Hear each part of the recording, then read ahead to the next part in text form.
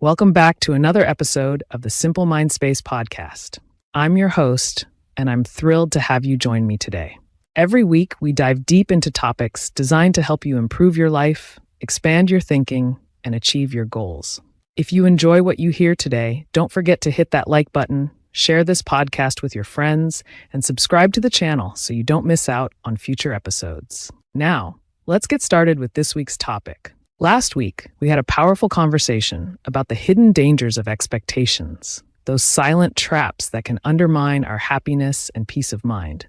We explored the far-reaching effects of unmet expectations, how they can ripple through every aspect of our lives, from relationships and careers to our overall sense of well-being. Remember that analogy we discussed? The one about encountering a lion?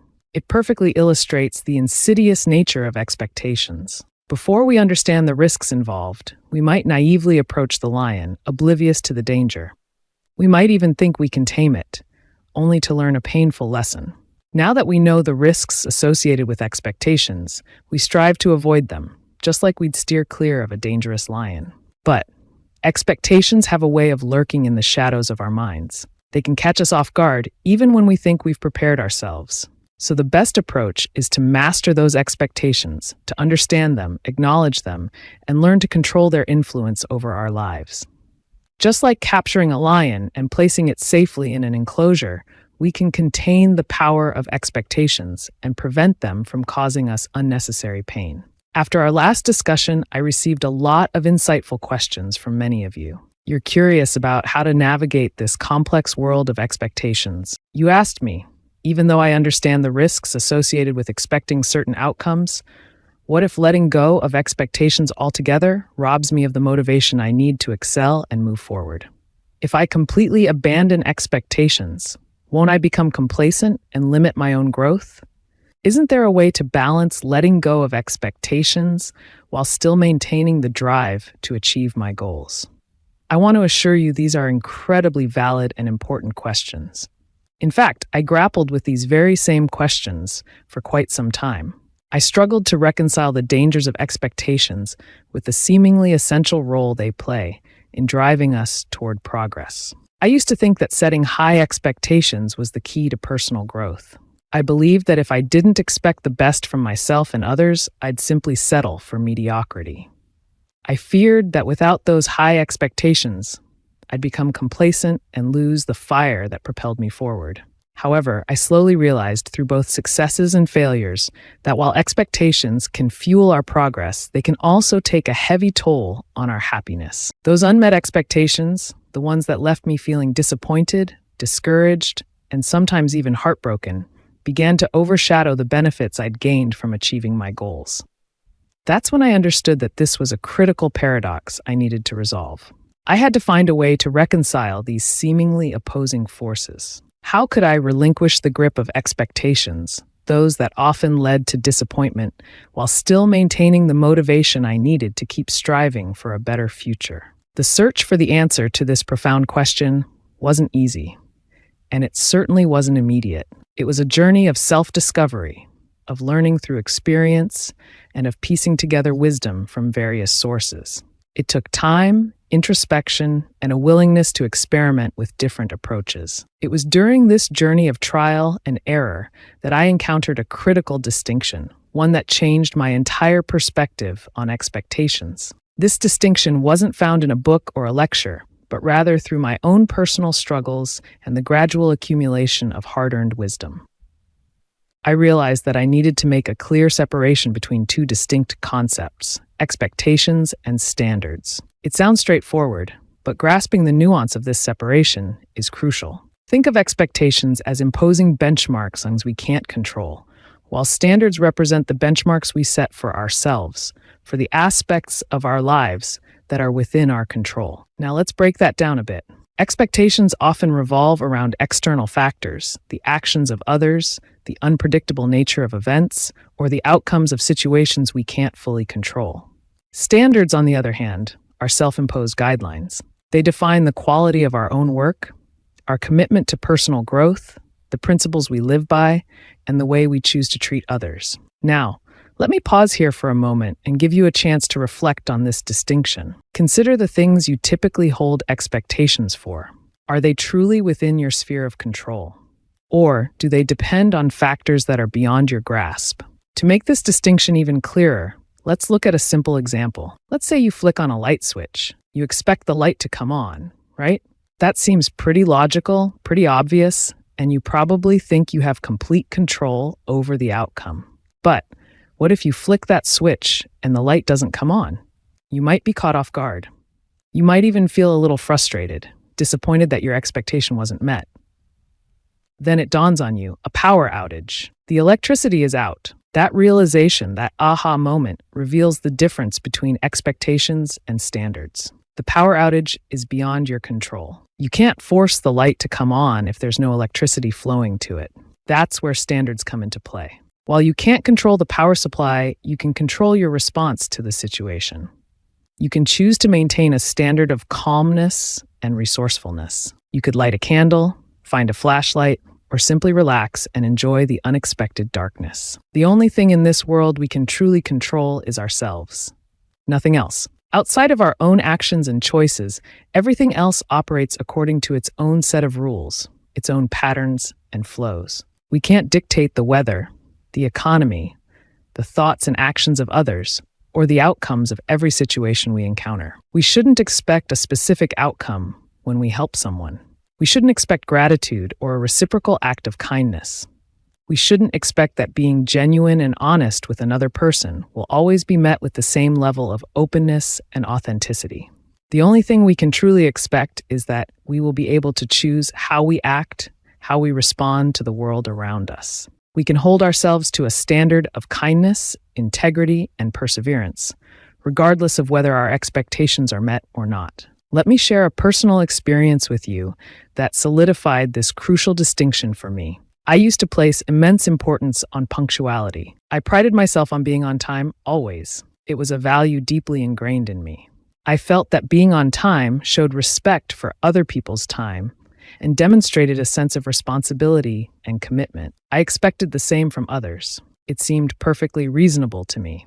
99% of the time, I was able to meet this standard of punctuality.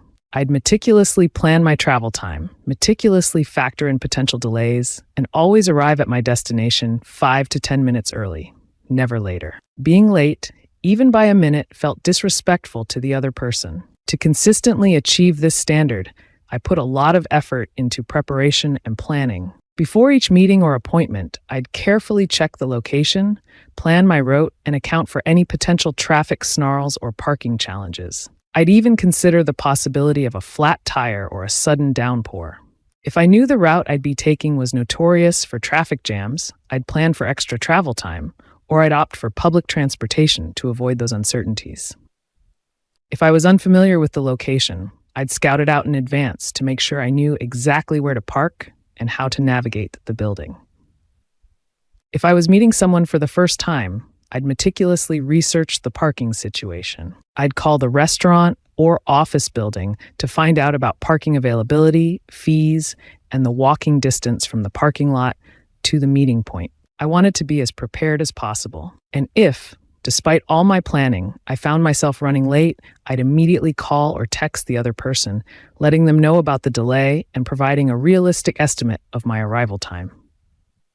To me, that was simply the respectful thing to do. However, I realized that life often has its own plans. Even with meticulous planning, unexpected events can occur.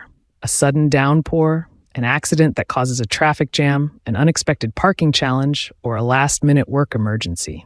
There are countless scenarios, countless external factors that can disrupt our best-laid plans. And I learned the hard way that these disruptions can throw our expectations completely off track. Of course, there's nothing inherently wrong with having a standard of punctuality.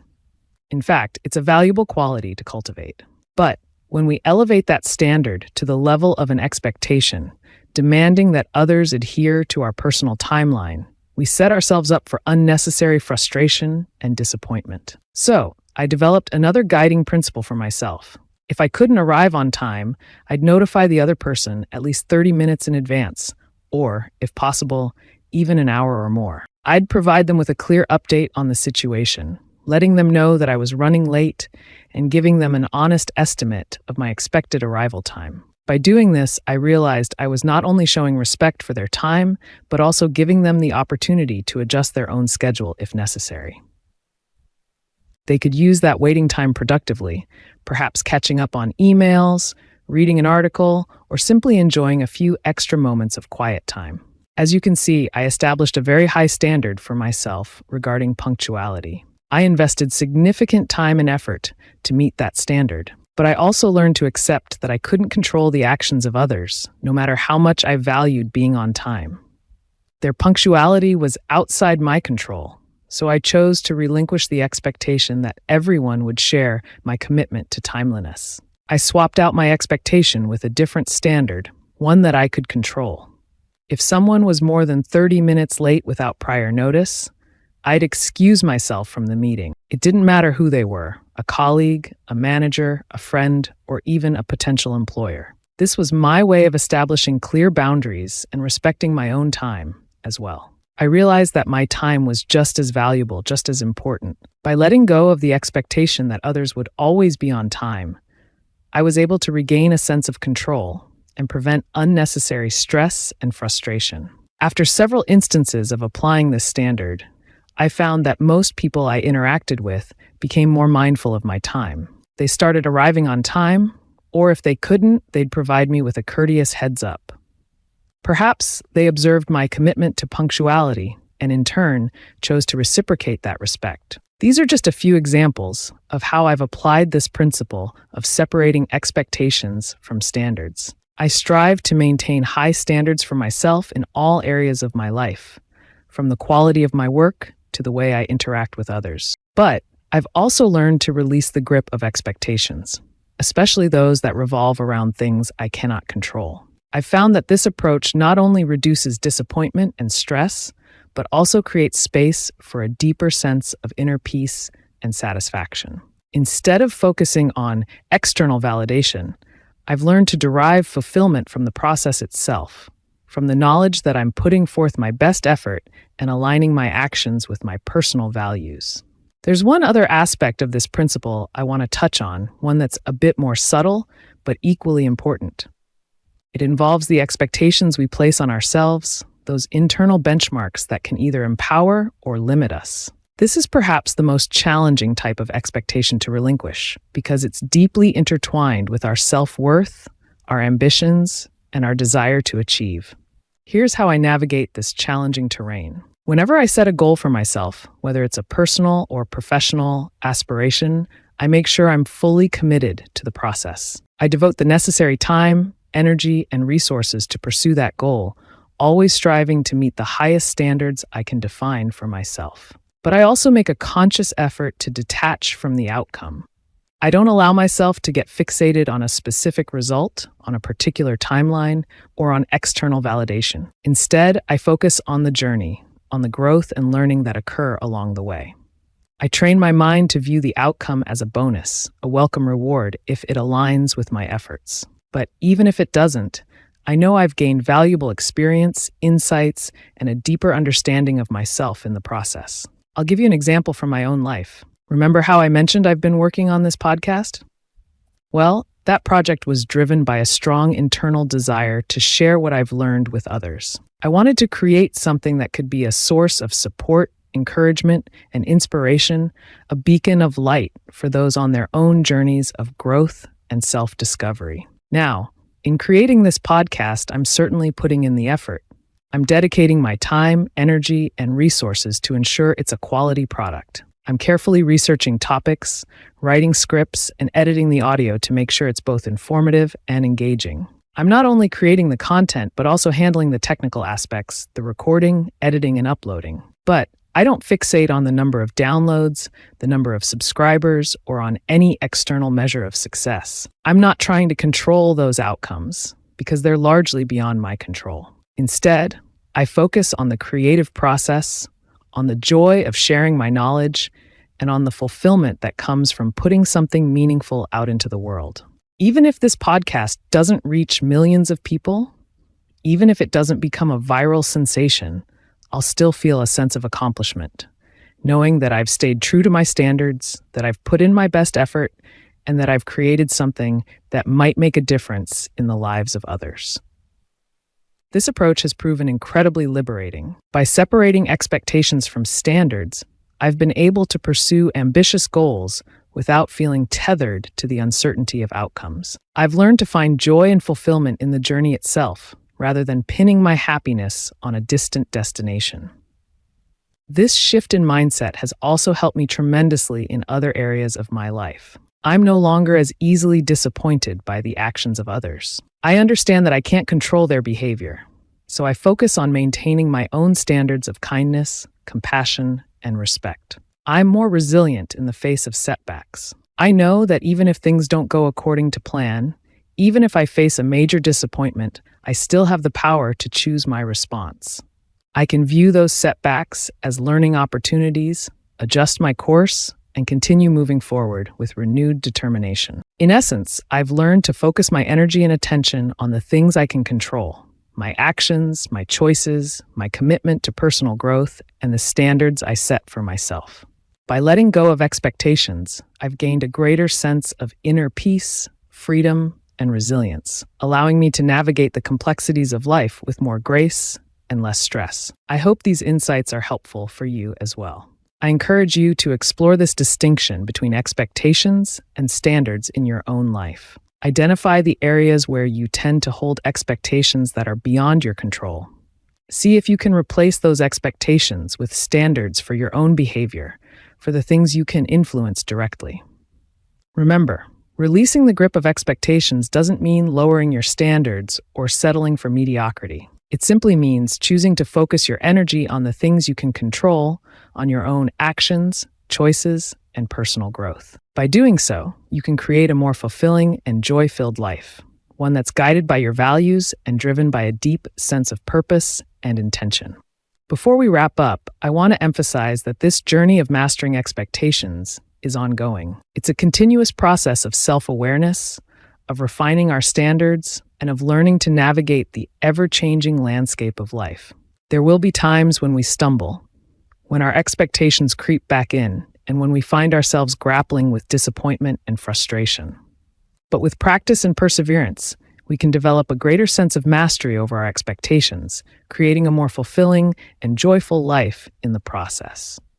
If you enjoyed this week's podcast and found it valuable, please take a moment to like it and share it with your friends. Your support helps spread these empowering ideas and inspires others to embrace a life of personal development. And if you haven't already, subscribe to the channel to stay updated on future episodes. Thanks for joining me today. I'll see you next week on the Simple Mind Space podcast.